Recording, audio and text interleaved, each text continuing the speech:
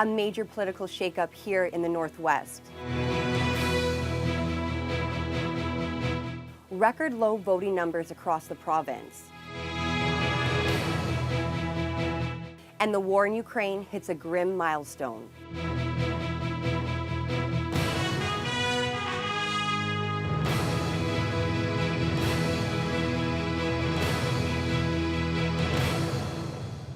Good evening and thank you for joining us. The winds of change blew through the Thunder Bay area last night as 2 new MPPs were elected to Queen's Park. We begin our coverage in Thunder Bay Atikokan, where Progressive Conservative candidate Kevin Holland defeated NDP incumbent Judith Monteith Farrell and became the first PC member in the area since the mid-1980s. Corey Nordstrom reports. Kevin Holland was the big winner in Thunder Bay Atikokan in his first attempt at provincial politics. The longtime mayor of Conmee earned over 9,600 votes, soaring to a 900-vote victory over incumbent Judith Monteith Farrell of the NDP. Liberal Rob Barrett came third with nearly 6,500 votes. This marks the first time since the late Mickey Hennessy won in 1985 that a progressive conservative managed to beat the Liberals and the NDP in that area. We've made history here tonight, so that's pretty exciting for me. I'm humbled by the trust that the people in Thunder Bay Atikokan have given me to represent them at Queen's Park. I'm excited for the opportunities that we have, and I'm thrilled to be able to go down and do the work that needs to be done for Thunder Bay Atikokan. On the opposite end of the emotional spectrum was Monteith Farrell. I'm disappointed for myself personally, but very much more for the people in our region. The single-term MPP garnered 3,000 fewer votes than in 2018. She believes many voters were turned off by the federal alignment of the NDP and Liberals, which helped switch votes to the PCs. Monteith Farrell says her 4 years at Queen's Park went by quickly, and she pointed to some of her highlights as a part of the official opposition. Really appreciated the work that I did and moving forward on looking for addressing the doctor shortage, the Northern Health Travel Grant, and just generally speaking for Thunder Bay Atikokan. You know, every time I spoke with the perspective of the people of this region. As for Barrett, his political debut didn't go as planned, and the Liberal Party only gained a single seat province-wide despite virtually tying for second place in the popular vote. While maintaining that it was a positive experience, Barrett hopes to speak with Holland to share some of what he heard on the campaign trail. The people of Thunder Bay Atikokan have spoken, and I hope that Mr. Holland is successful and able to lead our riding in a way that really helps us grow and heal and prosper. As for Holland, he says he's planning to lean on his lengthy experience in municipal politics to help him get ready for his new role. I like to describe it that I've been 31 years in training for a job that I interviewed for 10 months, and it's paid off. Corey Nordstrom, TBT News. The Thunder Bay Superior North riding has also changed colors. After 27 years of Liberal red under retired MPP Michael Gravel, the NDP's Lise Bourgeois came out on top this time, defeating 2 Thunder Bay City councillors who were running for the PCs and the Liberals. Jonathan Wilson has that story.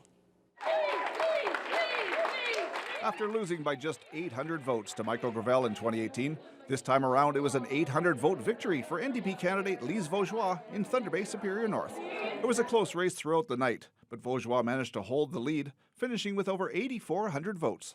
PC candidate Peng Yu came in a solid second place, followed by his city council colleague Shelby Chung for the Liberals.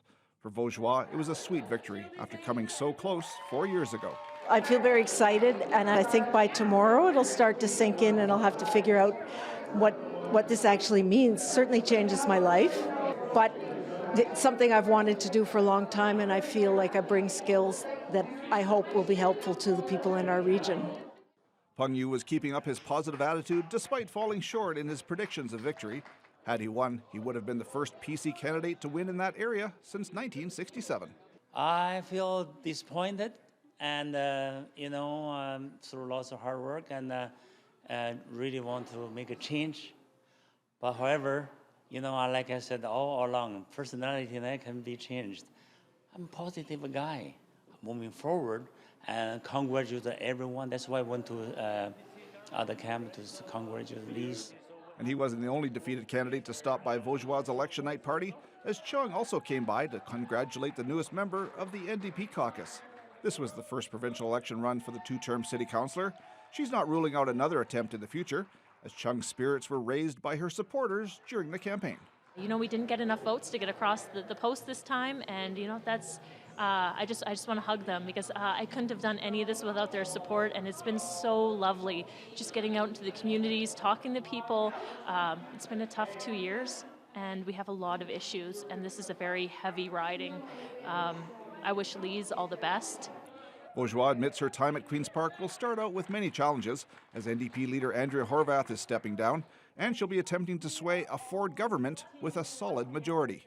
And make good things happen for our region. That's what we need to do. That's why you've all come together, and I've kind of lifted me up to do this work. Thank you so much. Let's keep it going. Jonathan Wilson, TBT News.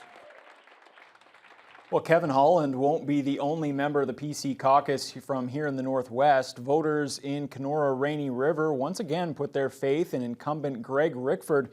It was an unusual campaign this year with no public debates in that riding. Adam Riley was in Kenora last night and files this report. We walked in the snow, we walked in the rain, and why? One reason, to re-elect Greg Rickford, the member of the Provincial Parliament of Kenora Rainy River. The riding of Kenora Rainy River will remain blue for another 4 years, as Progressive Conservative Greg Rickford took a very early lead Thursday evening and didn't look back until he was declared the winner. He says now, with a clear mandate both locally and provincially, it's time to continue on with what he started in 2018. They've asked for a commitment to ensure that we continue to invest, making unprecedented investments in healthcare, in education, to support small businesses, growth in the resource sector, forestry and mining, and make sure that there's a brighter, better day for everybody in northwestern Ontario. As of Friday afternoon, 105 of the riding's 108 polls had reported in, with a total of 15,530 votes cast. 9,231 of those votes were directed towards Rickford, giving him 59.4% of the vote, with a 6,000 vote lead on his NDP challenger, Joanne Formanek-Gustafson, from Fort Frances, who took just shy of 3,100 votes. Third place went to Anthony Leake of the Liberals, followed by Catherine Keevening of the Greens. Leake feels having a late start to his campaign didn't have that much of an impact, but he says it was definitely a different election this year, especially with a low voter turnout. It was very much one of those things where we kind of knew what was going to happen, but at the same time, with the situation with the flooding and everything, we weren't quite sure what that would mean, and we found that out.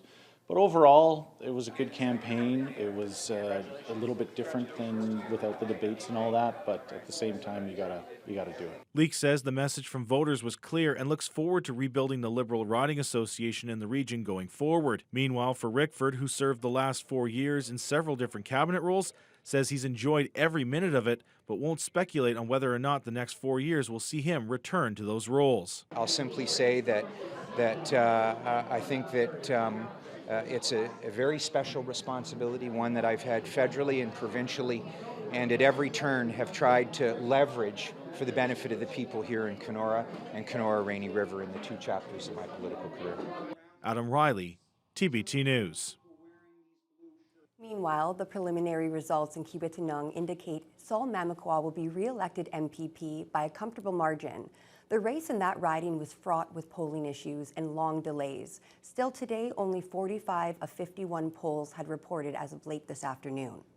The incumbent NDP member says he's happy to return to Queen's Park as a voice for the North. Mamakwa won more than 55% of the total votes counted so far. That put him more than 1,000 votes ahead of the second-place candidate, Dwight Monk of the PC Party. Liberal Manuel Michelizzi was a distant third. Mamakwa says he'll continue to focus on basic human rights, like access to clean water and health care, as well as housing, nuclear waste, and climate change. We worked very hard in the campaign, but of course we worked very hard as well in the last 4 years, and it's an honor and a privilege to be able to represent Kiwetinoong for the next 4 years. You know, we need a better Ontario, a better Canada, and I think we can do that by working together. While there were polling delays in other parts of the province as well, Mamakwa notes Northern First Nations in his riding have faced significant problems that need to be addressed. The spot-on predictions of another majority government for Doug Ford may have impacted voter turnout both provincially and here in our region. Election analysts had predicted a very low turnout based largely on the fact that the outcome was expected well in advance. Across Ontario, the number of eligible voters who cast their ballot dropped from nearly 57% in 2018 down to a record low of 43% this time around. The Thunder Bay area held to that trend. In Thunder Bay Superior North, voter turnout dropped 11 percentage points from nearly 53.8% to 42.8%. The decline was even greater in Thunder Bay Atikokan, where the turnout fell from 54.7% to 42.8%. Meanwhile, in Kenora, Rainy River, and Kiiwetinoong, where some of the polls still haven't been counted, the drop in voter turnout was even more pronounced. Doug Ford was all smiles after being re-elected as premier, with an even bigger majority government. And as Siobhan Morris reports, Ford says he's going to work to unite Ontarians. With campaign and party staff cheering him on, Doug Ford took the same stage he celebrated his re-election on last night. Well, good morning, everyone, and thank you. Like in his victory speech, Ford talked about unity. I want you to know I'll wake up every single day and go to work for all Ontarians. Whether you're a longtime supporter, voted PC for the first time, or cast your ballot for any other party. Even with voter turnout at a historic low. Well, I think it was pretty clear that people gave us a mandate with 83 seats, and we're going to focus on our mandate. He also points to his party's ability to bring some unions on side during the campaign as a sign of a shift. People never voted for us before, now they're voting for us. So we're changing the landscape of the Progressive Conservative Party for many years to come. And promising to be fair with education unions as they launch contract negotiations in the coming months. So good night for Doug Ford's Progressive Conservatives, but not so for the Liberals or the NDP. Both of those parties are now looking for new leaders. Andrew Brennan has more on that.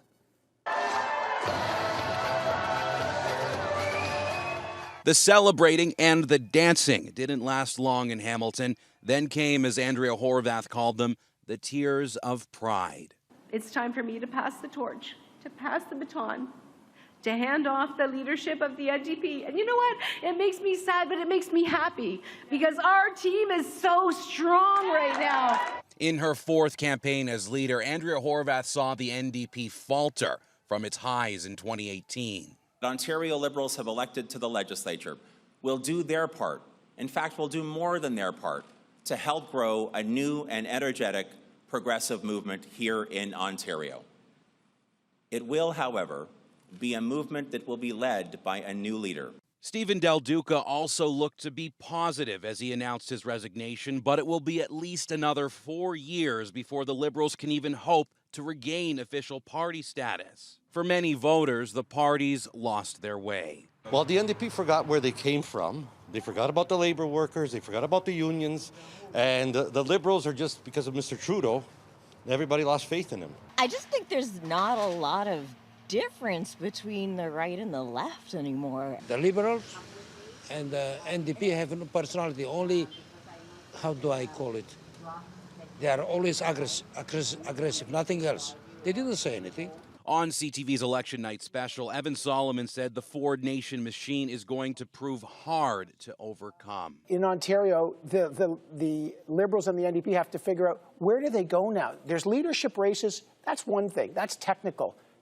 There's policy. They're soul-searching. Right. What party? How do they get voters? Who do they stand for? What is their issue? But 4 years is a long time in politics.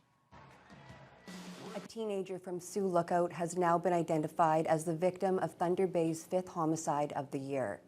Thunder Bay police were called to Shipley Street shortly before 3 o'clock Wednesday morning after a 19-year-old man identified as Tyrese Belmore was rushed to hospital by private citizens. He had serious injuries and was pronounced dead soon after. Investigators secured the crime scene along with a second residence on Brock Street. Police haven't explained the connection between the two sites. A post-mortem has been completed, but police have yet to announce a cause of death.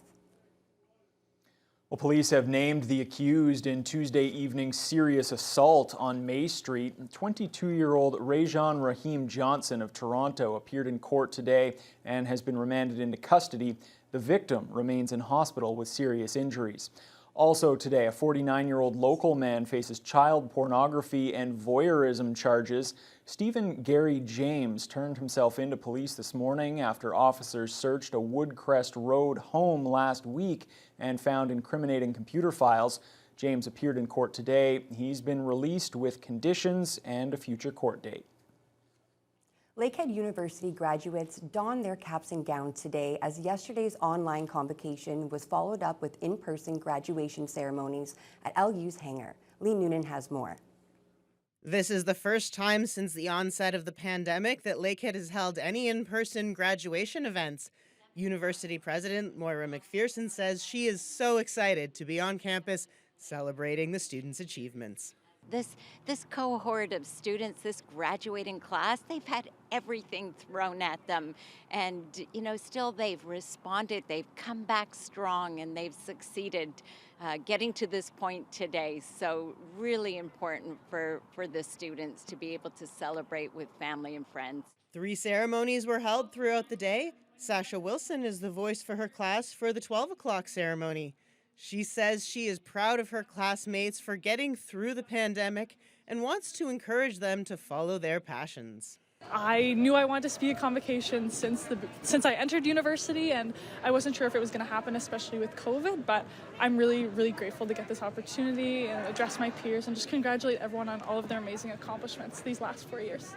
The approximately 1,900 graduating students spent the last 2 years of their education in volatile times, studying mostly remotely and having to adapt to frequent changes.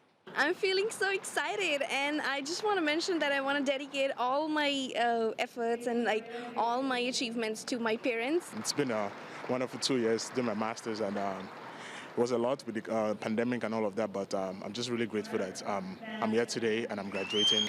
Friends were a huge thing, and working together was the best thing for going through COVID.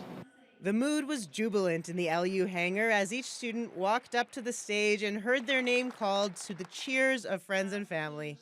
Lee Noonan, TBT News. While it's still early in the season, the Port of Thunder Bay has seen mixed results through the first 2 months of the shipping calendar. Grain shipments are well below average, but there's been a substantial increase in potash shipments. To this point, grain shipments are down 1 million metric tons from this time last year. It's a dip that Port spokesperson Chris Heikkinen attributes to last year's severe drought in the prairies, which resulted in poor crop yields. As for the influx of potash, Heikkinen says a number of factors come into play, most notably the ongoing conflict in Ukraine. That's greatly impacted the global potash supply, driving the market to Canada and resulting in a massive uptick here in Thunder Bay, the only potash export hub along the Seaway. Belarus and Russia account for 40% of world potash production, so the world is definitely trying to figure out ways of getting potash from other sources, and Canada, being the largest producer of potash, is falling into that. Heikkinen can't say if this will result in a long-term change for the port, but he does believe it will be a banner year for the commodity. The Thunder Bay Salvation Army was celebrating National Donut Day today. It was a way to recognize their community partners that work towards social services to help those in our community who are less advantaged. Officials at the Salvation Army Journey to Life Center delivered donuts to a number of partners throughout the day. Executive Director Gary Ferguson says they appreciate the efforts of those people and agencies that meet the needs of the most vulnerable in our community. So basically what we do with the Donut Day is actually we go out and we distribute donuts to our community partners. So this year we have several partners in the community that will be providing donuts to a sweet treat, just recognizing the work that they've done. The last 2 years has been a very difficult time for us with COVID, so again, we really appreciate the partnerships that we have. This is the second year that the Salvation Army has been working with the donut truck. A percentage of the proceeds raised to date is donated to the Salvation Army Journey to Life Center. I know there were some donuts in our building here today, and I know there was a lot of coffee as well. I think it's the only thing that people are surviving on now after that election night. Well, turning to weather now, Fiona, we can see behind you the graphic showing some rain. Yeah, we did have periods of rain, and just so you know, Ryan, I did not get a donut. Very left out. We had a low of 8, a high of 15, moderate winds, some sunshine, but mostly cloudy. And yes, periods of rain showers throughout the day. Not heavy rain, but just enough to be slightly annoying. If we head westward, we've got lots of sunshine at this hour. Temperatures fairly consistent in the mid-teens, but cooling as you head north into Red Lake under mostly cloudy skies. They too had a couple of rain showers throughout the day.